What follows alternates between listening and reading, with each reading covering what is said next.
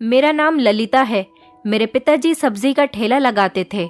मेरे पिताजी की सब्जी ताज़ी और अच्छी क्वालिटी की होती थी, इसीलिए ज़्यादातर लोग मेरे पिताजी से सब्जी खरीदना पसंद करते थे। वो हमारे घर पर भी अपनी सब्जी लेकर आते थे, लेकिन कभी किसी को अपने ठेले के करीब नहीं जाने देते थे। मेरे पिताजी के ठेले पर हर वक्त सब्जी का पहाड़ लगा रहता था, लेकिन हैरान कर देने वाली बात ये थी कि पिताजी हमें अपने ठेले के करीब क्यों नहीं जाने देते थे। आखिर ठेले पर सब्जी ही तो होती थी, तो इसमें करीब ना जाने वाली कौन सी बात थी। जब मेरी माँ उनसे पूछती कि आप किसी को ठेले के करीब क्यों नहीं जाने देते हो, तो वो कोई जवाब नहीं देते थे और सिर्फ खामोश रहते थे। अगले दिन मेरी नज़र सब्जी के ठेले पर पड़ी, जिस पर रखी हुई सब्जी सड़ी हुई थी और बहुत गंदी हो रही थी। मैंने सोचा कि सड़ी हुई सब्जी निकालकर फेंक देती हूँ, वरना बाकी की सब्जी भी खराब हो जाएगी। तो मैं ऐसा करने ही चली गई, लेकिन सब्जी के हटते ही मैंने सब्जी के नीचे जो चीज़ देखी, उसे देखते ही मेरे होश उड़ गए कि सब्जी के नीचे तो कुछ ऐसी चीज़ रखी हुई थी जिसे देखकर मेरे पैरों तले से ज़मीन निकल गई। मेरी उम्र 25 साल है। हम लोग बहुत गरीब हैं। मैं अपने पिताजी की इकलौती बेटी थी और बहुत लाडली थी, और मैं अपनी माँ की भी सबसे ज़्यादा लाडली बेटी थी। लेकिन कभी कभी मेरी माँ मुझे डांट दिया करती थी, जिस पर मुझे मेरे पिता ही माँ से ही बचाया करते थे। मगर फिर भी मेरी माँ मुझसे बहुत प्यार किया करती थी। ये तो उनकी शरारत और मोहब्बत थी मेरे साथ, और ऐसा सच में ही था। वो मुझे सबसे ज़्यादा प्यार किया करती थी, और मेरे पिता भी मुझ पर हमेशा अपनी जान न्यौछावर करने के लिए तैयार रहते थे। मेरे पिताजी मेरी हर डिमांड सबसे पहले पूरी करते थे, जबकि वो बहुत गरीब थे और बहुत मेहनत से पैसा कमाते थे। हम लोग अपनी छोटी सी जिंदगी में हंसी खुशी रहते थे। मेरे पिताजी की एक सब्जी की दुकान थी। माँ भी पिताजी की मदद करने के लिए कभी कभी सब्जी की दुकान पर चली जाती थी। मैं भी जिस दिन फ्री हुआ करती थी तो अपने माता पिता के साथ सब्जी की दुकान पर बैठकर सब्जी बेच लिया करती थी। मेरे चाचा भी थे, जो कि हमारे घर में ही रहते थे, क्योंकि मेरे दादा दादी तो काफी सालों पहले गुजर गए थे और मेरे चाचा की अभी तक शादी नहीं हुई थी, इसलिए उनका ख्याल भी मेरे माता पिता ही रखते थे। चाचा जी कोई काम नहीं करते थे, क्योंकि उनकी दोनों टांगे नहीं थीं। एक हादसे की वजह से उनकी दोनों टांगे चली गई थीं। यही वजह है कि उनकी आज तक शादी नहीं हुई। मेरे चाचा जी की उम्र 40 साल हो गई। कभी कभी वो बैठे बैठे माँ के साथ घर के काम में हाथ बटा दिया करते थे, जैसे चावल चुनना, सब्जी काटना वगैरह। एक दिन अचानक म्युनिसिपैलिटी वाले लोगों ने मेरे पिताजी की दुकान को गिरवा दिया और कहा कि ये दुकान सरकार की जगह में बनी हुई है, इसलिए ये तुम्हारी दुकान नहीं। इस तरह मेरे पिताजी की दुकान टूट गई और हमारा सब्जी बेचने वाला कारोबार भी ठप हो गया। अब हमारे घर में बहुत ज़्यादा गरीबी आ गई थी। मेरे पिताजी के पास करने के लिए कोई काम नहीं बचा था। जो सब्जी थी वो भी लोगों ने दुकान तोड़कर मलबे में मिला दी थी। काफ़ी दिनों तक मेरे पिताजी नौकरी की तलाश करते रहे। मेरे पिताजी अगर पढ़े लिखे होते तो उनको नौकरी आसानी से मिल जाती। अब जबकि शुरू से ही उन्होंने सब्जी बेची थी, इसी वजह से उन्हें किसी काम की नॉलेज भी नहीं थी। मैं अपने माता पिता से नौकरी करने के लिए कहती तो वो हमेशा मना कर दिया करते थे। उनका कहना था कि बेटियां नौकरी करती हुई अच्छी नहीं लगती। मेरे पिता ने कहा कि बेटी, अभी मेरे इतने बुरे दिन नहीं आए जो मैं अपनी बेटी से नौकरी करवाऊं। बस इसी वजह से मैं अभी नौकरी करके अपने घर के हालात नहीं सुधार सकती थी। अब मैंने मजबूरी में आकर अपने पिताजी से ही कहा था कि आप जो भी काम करना चाहते हो आप ही कर लो, अपनी मर्जी से। मेरे पिताजी ने माँ के सोने के कुंडल बेचकर एक ठेला खरीद लिया और मेरे पिताजी ने घर घर जाकर ठेले पर सब्जी बेचना शुरू कर दिया। वो सारा सारा दिन सब्जी बेचा करते थे। माँ ने तो पिताजी से कहा था कि वो कहीं न जाएं और अपनी ही गली में ठेला लगाकर सब्जी बेच लिया करें, मगर फिर मेरे पिताजी के समझाने पर वो खामोश हो जाया करती थी। मेरे पिताजी उनसे यही कहा करते थे कि भला एक जगह ठेला खड़ा रखने से सब्जी कैसे बिक सकती है, दुकान की बात अलग होती है। और फिर हमारी गली बंद थी, इस वजह से सब्जी खरीदने के लिए कोई आ भी नहीं सकता था। फिलहाल मेरी माँ को तसल्ली इस बात की थी कि चलो हमारे घर में थोड़े बहुत पैसे आना शुरू हो गए थे और वो कौन सा कहीं दूर जाते थे, हमारे ही मोहल्ले में और पास वाले मोहल्ले में सब्जी बेचकर आते थे। जब सब्जी बिक जाती तो पिताजी रात को घर वापस लौट आते और रात को कुछ देर हमारे साथ भी समय बिताकर सो जाया करते थे। पिताजी का कहना था कि लोग तो अपने घर की जरूरतें पूरे करने के लिए न जाने कौन कौन से काम कर लेते हैं ताकि अपने और अपने घर वालों के लिए कुछ कमा सके, जबकि पिताजी कौन सा हमसे दूर चले गए थे। अपने ही मोहल्ले में रहकर तो सब्जी बेचा करते थे। दिन इसी तरह से गुजर रहे थे। पिताजी जब भी घर आते मेरे लिए काफी सारा सामान लेकर आया करते थे। उनको अपनी सब्जी की दुकान से ज्यादा सब्जी के ठेले में फायदा होने लगा था, जिससे हमारे घर में काफी कुछ ऐसा था जो हमने नया खरीदा था। पिताजी की आमदनी भी बढ़ गई थी और सड़ी हुई सब्जी भी नहीं बचती थी। जितनी पिताजी दिन भर में सब्जी खरीद कर लाते वो सारी लोगों को बेचकर ही घर वापस आते थे। वो मेरे लिए भी हर वो चीज लेकर आया करते थे जिसकी मुझे जरूरत होती थी। पहले तो मैं उनसे मांगकर चीजें मंगवाया करती थी, मगर अब तो वो मेरे कहे बिना ही सामान लेकर आया करते थे। और उन सामान में बहुत सारा सामान तो ऐसा हुआ करता था जो मैंने उनसे कभी भी नहीं कही होती थी। मुझे बहुत खुशी होती और मुझे खुश होता हुआ देखकर मेरे पिताजी भी बहुत खुश हो जाते थे। वो जब भी घर आते तो माँ उनसे एक यही बात कहा करती थी कि पैसे जोड़कर रखा करो, आने वाले टाइम में जुड़े हुए पैसे काम में आते हैं। और फिर अब हमारी बेटी जवान हो गई, अब इसके लिए आलतू फालतू सामान ना लाया करो, अब इसकी शादी के लिए पैसा जोड़ना शुरू करो, क्योंकि अब घर में मेरे रिश्ते आने लगे थे। मैं बचपन से ही अपने माता पिता की लाडली थी और मेरे माता पिता का सपना था कि वो मेरी शादी खूब धूमधाम से करेंगे और मेरी शादी में किसी तरह की कोई कमी नहीं आने देंगे। मेरे माता पिता का कहना था कि हमारे लिए तो सब कुछ हमारी बेटी ही है। मुझ में ही उनको अपनी जिंदगी और अपनी खुशियां नजर आया करती थी। सब कुछ बहुत अच्छा चल रहा था। अब दिन बहुत अच्छे गुजर रहे थे क्योंकि घर के हालात जो बेहतर होने लगे थे। पिताजी सुबह को ठेला लेकर निकलते और रात को ही घर में घुसते थे। माँ के बाहर कहने पर कभी कभी पिताजी शाम के टाइम ही वापस आ जाते थे, क्योंकि माँ का पिताजी से यही कहना था कि रात के अंधेरे से पहले पहले ही घर आ जाया करो। मुझे भी अपने पिता से ज्यादा देर तक अलग रहने की आदत नहीं थी, मगर अब आदत डालनी पड़ी थी, क्योंकि घर के हालात तो तभी सुधर रहे थे जब पिताजी गली मोहल्ले में घूम घूम कर ठेले पर सब्जी बेचते थे। वो मुझे और माँ को समझाया करते थे कि यही काम हमारी जिंदगी का हिस्सा है, इसीलिए मुझसे अलग होने की आदत डालो, क्योंकि मैं जब बाहर के काम में ध्यान दूंगा तभी घर के हालात बेहतर होंगे। इसलिए काम से कभी भी घबराया नहीं जाता। काम कैसा भी हो उसे दिल लगाकर करना चाहिए। और अब हमें भी ये बात समझ आ गई थी कि अच्छा था कि मेरे पिताजी का ये सब्जी बेचने वाला काम अच्छा चल रहा है। कम से कम पहले से ज्यादा तो पैसे आ ही रहे थे। मेरे पिताजी के ठेले पर सब्जी खूब बिक रही थी और लोग मेरे पिताजी की सब्जी को बहुत पसंद करते थे। ऐसे काम भी किसी किसी के ही चल निकलते हैं और भगवान का लाख लाख शुक्र था कि जिस दिन से मेरे पिताजी ने ठेले पर सब्जी बेचना शुरू किया था उस दिन से हमारे घर के हालात काफी बेहतर हो गए थे, जबकि दुकान पर इतने ज्यादा सही पैसे नहीं मिलते थे। माँ मेरे मामा जी के घर गई थी, पिताजी सब्जी बेचने गए थे। मैं घर में अकेली थी। तभी घर का दरवाजा जोर जोर से बजने लगा, मगर मैं तो यही सोच रही थी कि दरवाजे पर कौन है। माँ तो बिल्कुल अभी गई है और पिताजी रात होने से पहले घर वापस नहीं आते, तो वो इतनी जल्दी घर कैसे आ सकते थे। फिलहाल जो भी हो, मैंने दरवाजा खोल कर देखा। जब मैंने दरवाजा खोला तो माँ या पिताजी में से कोई भी नहीं था, बल्कि लगभग 30-35 साल की उम्र का आदमी लग रहा था। मैं जो पिताजी या माँ को समझकर ऐसे ही दरवाजे पर चली आई थी, मेरे गले में दुपट्टा भी नहीं था। अब उस आदमी को देखकर मैं फौरन पीछे पलटी और घर के अंदर जाकर अपना दुपट्टा लेकर आई, और अब मेरा ध्यान उस दरवाजे पर खड़े हुए आदमी पर था। कौन था वो, और वो इस तरह से हमारे घर का दरवाजा क्यों बजा रहा था? वो जो भी था, मुझे उनसे कोई मतलब नहीं था। मैंने उनकी बात सुने बिना ही कह दिया था कि माँ या पिताजी में से कोई भी घर पर मौजूद नहीं। आप जो भी कोई हो या किसी काम के लिए भी आए हो तो बाद में आ जाना। मैंने इतना ही कहा और दरवाजा बंद करने लगी, जब वो आदमी कहने लगा कि बेटी एक बार मेरी बात सुन लो। न जाने वो आदमी क्या कहना चाहता था। मैं उस आदमी की बात सुनने के लिए रुक गई थी और उनकी तरफ देखकर उनकी बात सुनने लगी।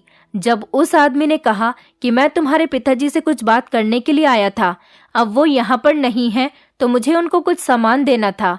मैंने कहा जो सामान है आप वो मुझे दे दो, मैं पिताजी को दे दूंगी और उनको बता दूंगी। आप साथ में अपना नाम भी बता देना ताकि पहचान हो सके कि आप ये सामान दे गए हो। मैंने उस आदमी के हाथ की तरफ देखा तो उनके हाथ में एक बड़ा सा बैग भी मौजूद था, लेकिन उन्होंने मुझे कोई भी सामान देने से इनकार कर दिया और कहने लगे कि मैं तुम्हारे पिता के हाथ में ही सामान दूंगा, मैं बाद में आ जाऊंगा। ये कहकर वो जाने लगे। मैंने सोचा कि बड़ा ही अजीब आदमी है। ये सोचते हुए मैंने दरवाजा बंद कर लिया। आज से पहले कभी भी कोई ऐसे हमारे घर पर नहीं आया था, और फिर घर पर माँ भी मौजूद नहीं थी जो इस आदमी से सारी डिटेल ले सकती या माँ पहचान जाती कि ये आदमी कौन है। शायद मैं इनको नहीं जानती हूँ। यह हमारा कोई रिश्तेदार तो नहीं था और वो ना ही मेरे पिताजी का कोई दोस्त था। मैंने आज इस आदमी को पहली बार देखा था। मैं क्या करूँ, मुझे कुछ भी समझ में नहीं आ रहा था। फिर मैंने इस बात को इग्नोर किया और सोचा कि जब माँ या पिताजी में से कोई घर पर आ जाएगा तो इस आदमी के बारे में बता दूंगी। लेकिन थोड़ी देर के बाद जब माँ घर पर आ गई तो मुझे याद आ गया कि एक आदमी घर पर आया था और पिताजी को कुछ सामान देने की बात कर रहा था। मैंने इसी तरह से माँ को बता दिया। माँ ने कहा कि हो सकता है तुम्हारे पिताजी का कोई जानने वाला हो और तुम्हारे पिताजी ने उनसे कोई सामान मंगवाया हो। अपनी माँ की ये बात सुनकर मुझे तसल्ली हो गई थी, वरना तो मुझे कुछ गड़बड़ का एहसास हो रहा था। ये कोई इतनी बड़ी बात नहीं थी, लेकिन न जाने क्यों मेरा दिल अंदर ही अंदर इतना क्यों घबरा रहा था और ऐसा लग रहा था जैसे कि कुछ गलत होने वाला है। लेकिन माँ को इस बारे में बताकर मुझे कुछ तसल्ली हो गई थी। रात को जब पिताजी आए तो शायद माँ ने उनको इस बारे में बता दिया होगा और मेरा भी ध्यान नहीं गया कि मैं पिताजी को उस आदमी के बारे में बता दूं जो सामान लेकर आया था। मैंने इस बात को इग्नोर कर दिया था। पिताजी को खाना देने के बाद मैं भी सो गई थी और अगले दिन जब मैं सोकर उठी तो पिताजी 7 बजे ही ठेला लेकर सब्जी बेचने के लिए निकल पड़े थे। पहले मैं फ्री हुआ करती थी तो पिताजी की दुकान पर जाकर सब्जी बेच दिया करती थी।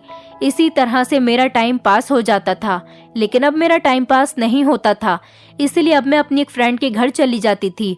मेरी माँ भी मुझे उसके घर जाने से नहीं रोकती थी। जब दिल करता था तो मैं उसके घर चली जाया करती थी। पिताजी को भी मेरा उसके घर जाने से कोई एतराज नहीं था। एक दिन रोज की तरह जब मैं सोकर उठी तो मैंने देखा कि सुबह के 10 बज गए थे, लेकिन अभी तक मेरे पिताजी सब्जी बेचने के लिए नहीं गए थे। मैं जब पिताजी के बारे में माँ से पूछने के लिए किचन में गई तो माँ पिताजी की पसंद का नाश्ता बना रही थी। मैं पिताजी के कमरे में उनसे बातें करने के लिए गई तो पिताजी जागे हुए थे। मैं उनके कमरे में बैठकर उनसे बातें करने लगी। मैंने कहा, पिताजी आज आप सब्जी बेचने के लिए नहीं गए? तो उन्होंने कहा कि अब वो सारा दिन सब्जी नहीं बेचा करेंगे, बस दोपहर को 1 या 2 घंटे सब्जी बेचकर ही वापस आ जाया करेंगे। वो अब सारा दिन घर में ही रहेंगे और सारा दिन हमारे साथ बिताएंगे। मैं पिताजी की ये बात सुनकर हैरान रह गई थी। मैंने कहा, पिताजी ऐसे कैसे हो सकता है? क्या 1-2 घंटे में आपकी सब्जी बिक जाएगी या फिर 1-2 घंटे में आपको सारा दिन के पैसे मिला करेंगे? लेकिन ऐसा तो नामुमकिन है। पिताजी मुझसे कहने लगे, बेटी यही बात है, 1-2 घंटे में ही हमें सारा दिन की मजदूरी मिला करेगी। मैंने पिताजी से कहा, तो फिर ये अच्छी बात है, आपको ज्यादा मेहनत भी नहीं करनी पड़ेगी और गली गली ठेला लेकर घूमना भी नहीं पड़ेगा। उनका कहना था कि उन्होंने सोचा है कि वो 2-3 घंटा किसी बाजार में ठेला लगा लिया करेंगे जहाँ पर भीड़ ज्यादा होती है, और जहाँ भीड़ होती है वहाँ पर सब्जी जल्दी बिक जाती है। मेरी माँ को भी ये बात ठीक लगी थी, क्योंकि एक एक गली में जाने से अच्छा था कि एक तरफ खड़े होकर भीड़ वाली जगह पर ठेला लगाने से ज्यादा लोग एक ही बार में सब्जी खरीद लेंगे। इससे मेहनत भी कम लगेगी और टाइम भी कम लगेगा। कम टाइम में ज्यादा मजदूरी हो जाएगी। पिताजी ने अब दोपहर को 2-3 घंटे मार्केट के अंदर सब्जी का ठेला लगाना शुरू कर दिया था।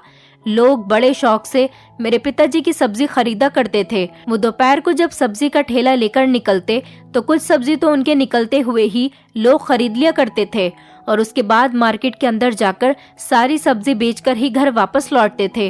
वो घर में बनाने के लिए भी सब्जी बचाकर लाया करते थे, जो कि माँ बनाती और हम रात को उसे खाते थे।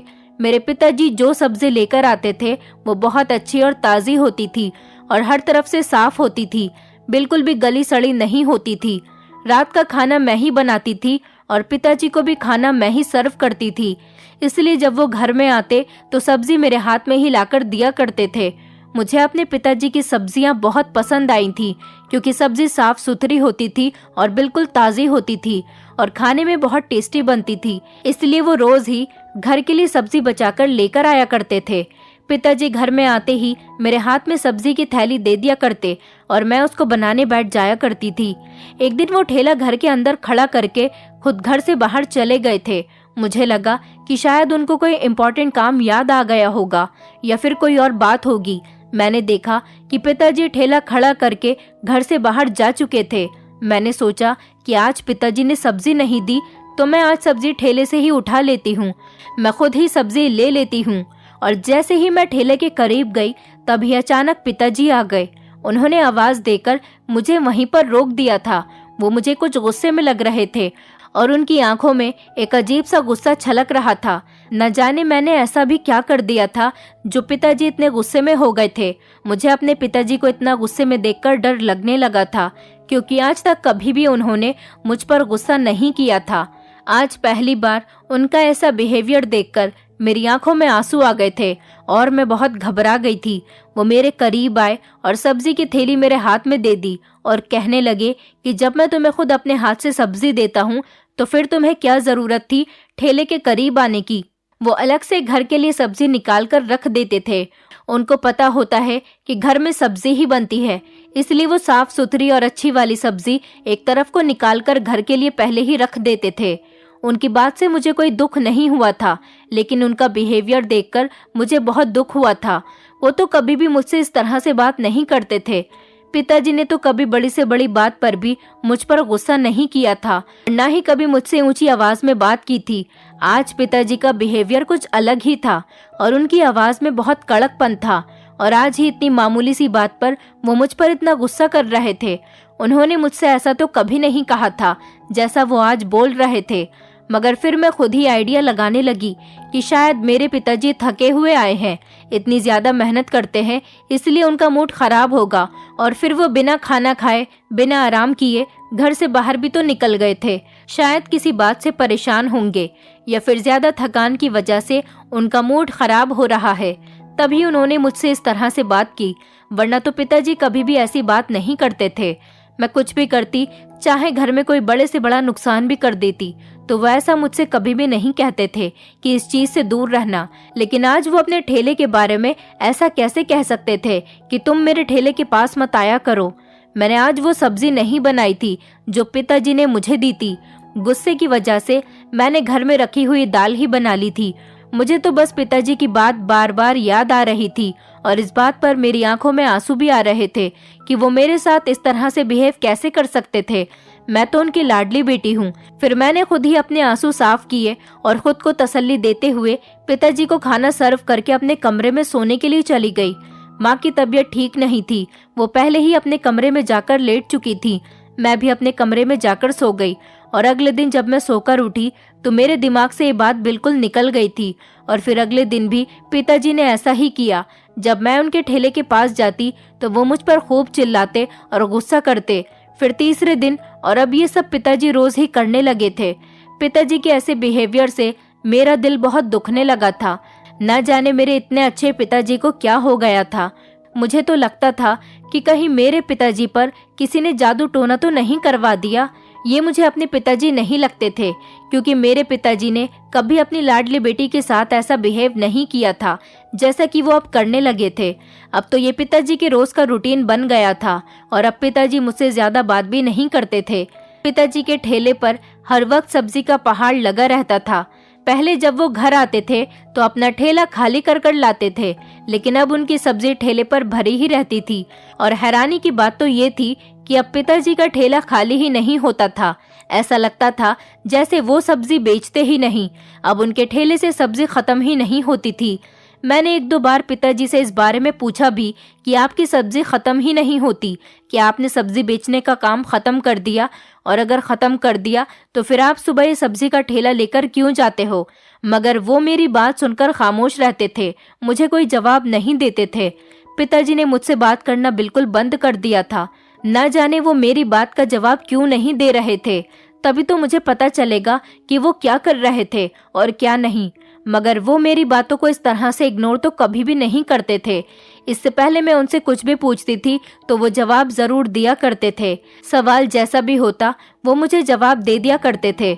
बल्कि मेरे पिताजी का कहना तो ये था कि अगर किसी इंसान के दिमाग में कोई बात चल रही हो तो उसे अपने दिमाग में चल रही हुई बात बता देनी चाहिए। इससे इंसान को कुछ न कुछ नई बात सीखने को मिलती है और वो इस बात को सोच सोच कर परेशान भी नहीं होता। इसलिए मैं उनसे हर बात पूछ लिया करती थी, मगर अब तो वो मेरी किसी बात का भी जवाब नहीं दे रहे थे और फिर तंग आकर मैंने भी पिताजी से कोई भी सवाल जवाब करना छोड़ दिया था। एक दिन मैं सुबह के 6 बजे ही उठ गई थी। पिताजी और माँ अभी तक सो रहे थे।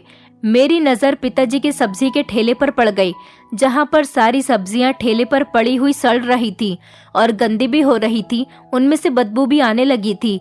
शायद ये ऐसा हो रहा था क्योंकि पिताजी सब्जी को लेकर जाते थे और बेचे बिना ही घर को वापस ले आते थे।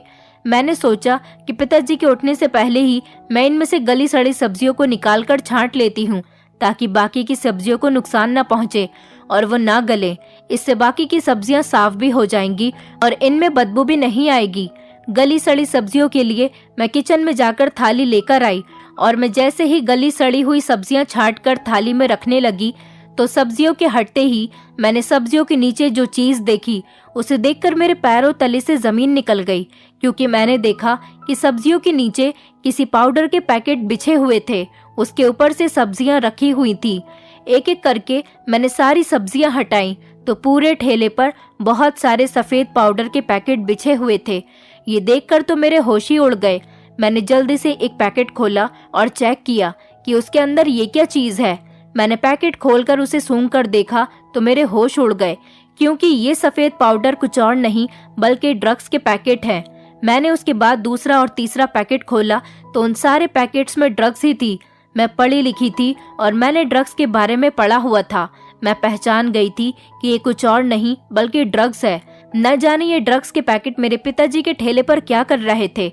मैं डर की वजह से ठेले से 2 कदम पीछे हो गई। तभी अचानक मुझे किसी के आने की आवाज आई। मैंने जल्दी से वो पैकेट जैसे रखे हुए थे उसी तरह से ठेले पर बिछा दिए और उसके ऊपर से सब्जी डाल दी। मैं फौरन ही पीछे हट गई ताकि पिताजी को शक न हो कि मैं उनके ठेले के करीब खड़ी हुई थी और मैं जान गई हूँ कि सब्जी के नीचे ड्रग्स रखी हुई है। तभी अचानक पिताजी गुस्से से मेरी तरफ देखने लगे और कहने लगे कि तुम यहाँ पर क्या कर रही हो, वो भी इतनी सुबह सुबह। मैंने कुछ कहना चाहा, लेकिन एक तो वो ड्रग्स निकलने का डर और दूसरा पिताजी के सामने अब कुछ भी कहने की मेरी हिम्मत नहीं हो रही थी। घबराहट की वजह से मेरी तो कोई आवाज ही नहीं निकल रही थी। मैं पिताजी की किसी बात का जवाब दिए बिना ही वापस से अपने कमरे में भाग गई। कमरे के दरवाजे को मैंने बंद कर लिया था और डर के मारे बैठ गई थी कि कहीं पिताजी को अगर इस बारे में पता चल गया तो वो मुझे बहुत डांटेंगे, क्योंकि उनके मना करने के बावजूद भी मैं उनके ठेले के करीब चली गई थी। तो क्या वो इसीलिए मुझे ठेले के करीब जाने से रोकते थे? लेकिन क्या मेरे पिताजी ड्रग्स बेचते थे? नहीं नहीं, ऐसा नहीं हो सकता। जरूर ये किसी की साजिश है मेरे पिताजी को फंसाने की। लेकिन अगर ये किसी की साजिश है तो फिर पिताजी मुझे ठेले के पास जाने से क्यों रोकते हैं? ये क्या हो रहा था हमारे घर में? मुझे कुछ भी समझ में नहीं आ रहा था। मुझे ये बात माँ को जरूर बतानी थी, लेकिन अगर माँ ने पिताजी को बता दिया तो फिर उनको पता चल जाएगा कि मैं उनके मना करने के बावजूद भी उनके ठेले के पास गई थी, तो वो उल्टा मुझ पर ही गुस्सा होंगे। इसलिए मैंने सोचा कि ये बात मैं किसी को नहीं बताऊंगी। कुछ दिन इसी तरह से खामोश रहकर मैं पिताजी का बिहेवियर देखती हूँ। मेरे पिताजी बहुत समझदार और ईमानदार इंसान हैं। वो जो भी कर रहे होंगे ठीक ही होगा और मुझे पूरा यकीन था कि मेरे पिताजी इस तरह का गलत काम कभी नहीं कर सकते। जरूर ऐसा करने के पीछे कोई बड़ी वजह है। वो कभी कुछ गलत नहीं कर सकते। बस यही सब सोचकर मैंने वो बात किसी को नहीं बताई। सुबह से शाम हो गई थी और पिताजी ने मुझे कुछ नहीं कहा था। वो घर आए और उन्होंने मुझे बुलाकर सब्जी की थैली दे दी। मैं सब्जी लेकर वापस किचन में चली आई, लेकिन मैंने सब्जी को रख दिया था। आज भी मैंने दाल ही बनाई थी और सब्जी को ही किचन में एक कोने में रख दिया। वो सारी रात वहीं पर पड़ी रही।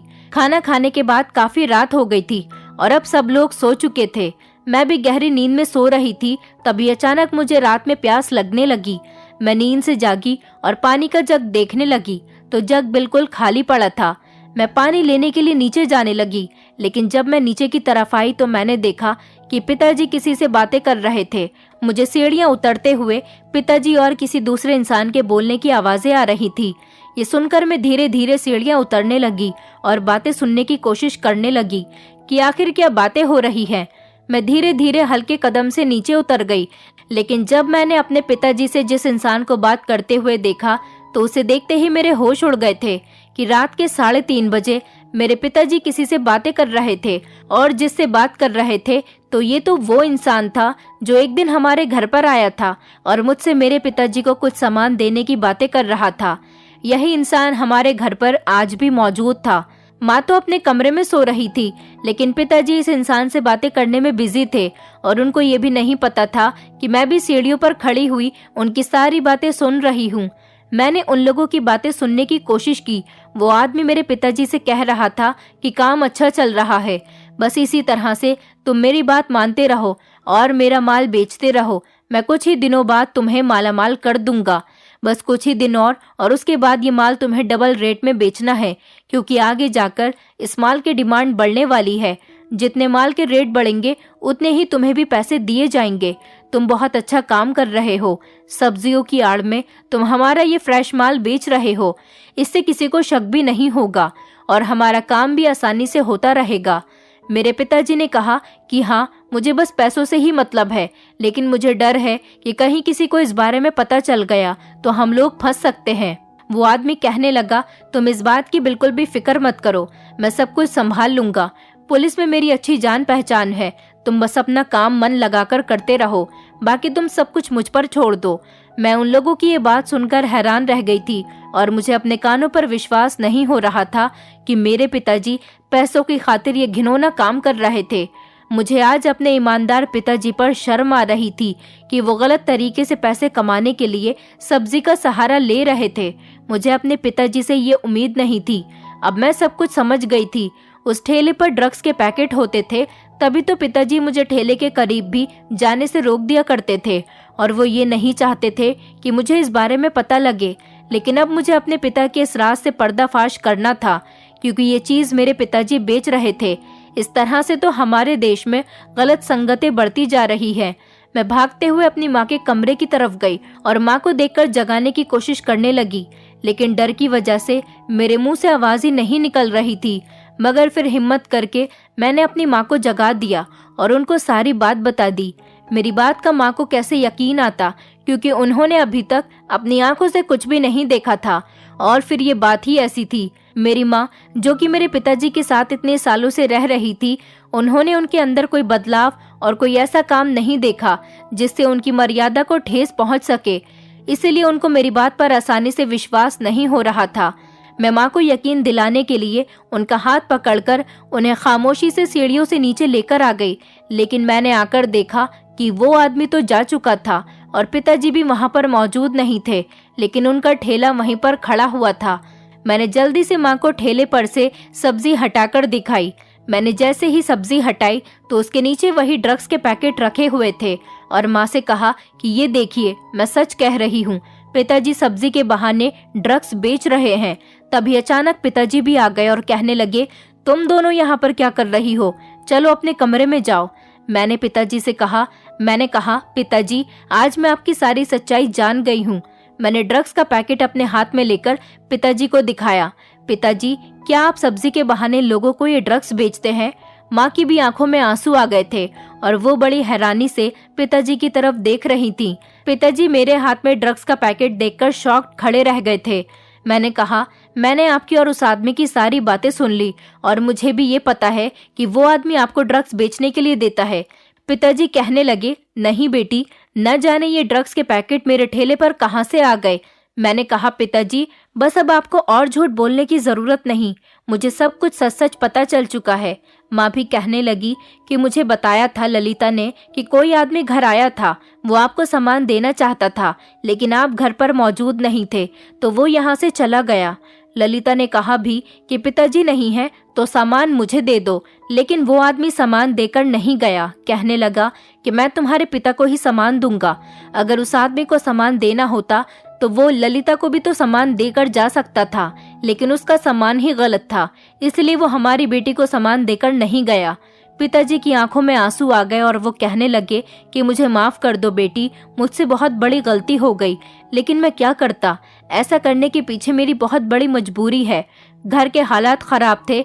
जिस दिन से दुकान बंद हुई थी तभी से हमारे घर के हालात दिन ब दिन बिगड़ते चले गए। और फिर मुझे तुम्हारी शादी की भी तो फिक्र थी। तुम जवान हो रही हो, मुझे दिन रात तुम्हारी शादी की फिक्र लगी रहती है कि मैं अपनी इकलौती बेटी की शादी खूब धूमधाम से करना चाहता हूँ। लेकिन अगर घर के हालात इसी तरह से रहे तो अपनी बेटी की शादी धूमधाम से कभी भी नहीं कर पाऊंगा। मैं तुम्हें दुनिया की हर खुशी देना चाहता हूँ, लेकिन हमारे घर के हालात तो दिन ब दिन खराब होते चले जा रहे थे। मैंने कुछ दिन सब्जी का ठेला लगाकर भी देख लिया, लेकिन घर के माहौल में कोई बदलाव नहीं आया। लेकिन एक दिन सब्जी बेचते हुए मेरे पास एक आदमी आया और कहने लगा कि तुम रोज सब्जी बेचते हो, मैं तुम्हें देखता हूँ। कोई तुम्हारी सब्जी खरीदता है तो कोई सिर्फ मोल भाव करके चला जाता है। कितनी ढेर सारी सब्जी तुम अपने घर वापस लेकर जाते हो। इस काम से अच्छा है कि तुम एक अच्छा सा काम कर लो। मैं तुम्हें एक बढ़िया काम बता देता हूँ जिसमें ज्यादा मेहनत भी नहीं करनी होगी और तुम्हें पैसे भी ज्यादा मिलेंगे। उस आदमी ने मुझसे कहा कि ये ड्रग्स के पैकेट तुम्हें सब्जी की आड़ में बेच रहे हैं। जैसे ही कोई सब्जी लेने आए तो उससे कहना कि मेरे पास ताज़ा माल है, अगर चाहिए तो बताओ। जिसे खरीदना होगा वो समझ जाएगा और तुम उसे बेच देना। ऐसा करने से मैं तुम्हें बहुत सारे पैसे दूंगा। मैं पैसों के लालच में आ गया था। मैंने सोचा कि इस तरह करने से किसी को मुझ पर शक भी नहीं होगा और हर कोई यही सोचेगा कि मैं तो सब्जी बेच रहा हूँ और इस तरह से मेरे घर के हालात भी ठीक हो जाएंगे। बस बेटी, मैंने सिर्फ घर के हालात ठीक करने के लिए ही ऐसा किया, जबकि मैं ये बात अच्छी तरह से जानता था कि ये काम गैर कानूनी है और ये गलत काम मुझे नहीं करना चाहिए। लेकिन एक गरीब इंसान अपनी गरीबी दूर करने के लिए कुछ ना कुछ गलत करने पर मजबूर हो ही जाता है। मैंने भी ये सब मजबूरी में ही किया। मैं इसीलिए तुम्हें ठेले से दूर रखता था कि तुम्हें कभी इस बारे में पता न चल जाए, लेकिन सच्चाई कभी छुपी नहीं रहती। देखो, तुम्हें सब कुछ पता चल गया। ये कहकर मेरे पिताजी जोर जोर से रोने लगे। मैंने पिताजी से कहा, अगर हमारे मन में ईमानदारी है तो हमें ऊपर वाले की मर्जी का इंतजार करना चाहिए और सब्र करना चाहिए। सब्र का फल हमेशा मीठा होता है। मैंने पिताजी से कहा, आप ये गलत काम छोड़ दीजिए। अगर हमारी नीयत सही होगी तो हमारे साथ सब कुछ अच्छा होगा। पिताजी कहने लगे, ठीक है, मैं कल से ही उस आदमी को ये ड्रग्स वापस कर दूंगा और कहूंगा कि मैं ऐसा गैर कानूनी काम अब नहीं करूंगा। मेरे पिताजी ने ऐसा ही किया। उस आदमी को ड्रग्स वापस कर दिए, लेकिन वो आदमी मेरे पिताजी को धमका रहा था कि अगर तुमने मेरा काम नहीं किया तो मैं तुम्हें पुलिस के पास ले जाऊंगा। लेकिन मैं अपने पिताजी के साथ उस घटिया इंसान के पास गई और उससे कहा कि अगर तुमने मेरे पिताजी को बदनाम करने की कोशिश की तो मेरे पास सबूत है, मैं पुलिस को दिखा सकती हूँ। वो आदमी डर गया और खामोश हो गया। मैंने कहा कि मैंने तुम्हारी वीडियो बनाई है। जितने गुनहगार मेरे पिताजी हैं उससे कहीं ज्यादा तुम हो। मेरे पिताजी के साथ साथ सजा तुम्हें भी होगी। तो वो आदमी घबरा गया और कहने लगा कि ठीक है, मैं तुम्हारे पिता को कभी इस काम के लिए फोर्स नहीं करूंगा। मैंने कहा, तुम भी इस काम को मत करना क्योंकि ये गैर कानूनी काम है। वो आदमी मेरी बात पर बहुत डर गया था क्योंकि मेरे पास उसके खिलाफ सबूत थे। मैंने उस दिन सीढ़ियों से छुपकर अपने पिताजी और उस आदमी की बातों को अपने मोबाइल में रिकॉर्ड कर लिया था क्योंकि हमारे घर की सीढ़ियों पर अंधेरा हो रहा था और मैं मोबाइल की टॉर्च लेकर नीचे की तरफ आ रही थी। जब मुझे उन दोनों की बातें करने की आवाज आने लगी तो मैंने मोबाइल का कैमरा ऑन करके उन दोनों का वीडियो बना लिया। इसी तरह से मेरे पिता और उस आदमी दोनों ने ही इस गैर कानूनी काम को खत्म कर दिया और उस आदमी ने सारे ड्रग्स को डिस्ट्रॉय कर दिया। अब मैं टीचिंग करती हूँ और हमारे घर के हालात काफी बेहतर हो चुके और अब मेरा रिश्ता एक अच्छे परिवार में भी लग गया। उम्मीद है कि मेरे पिताजी का धूमधाम से शादी करने वाला सपना सच हो जाए क्योंकि अब मेरे पिताजी ने एक रिक्शा खरीदी है और वो रिक्शा चलाते थे। भगवान ने हमारे इन पैसों में काफी बढ़ोतरी रखी। हमारे घर के हालात अब भी अच्छे ही रहे। ऐसा इसलिए है क्योंकि मेरे पिताजी अब ईमानदारी का पैसा कमा रहे थे। दोस्तों, उम्मीद करती हूँ आपको हमारी कहानी पसंद आई होगी। कहानी पसंद आई है तो वीडियो को लाइक करें, चैनल पर नए हैं तो चैनल को सब्सक्राइब करें और हाँ, नोटिफिकेशन बेल को जरूर दबाएं ताकि अगली अपडेट सबसे पहले आपको मिले।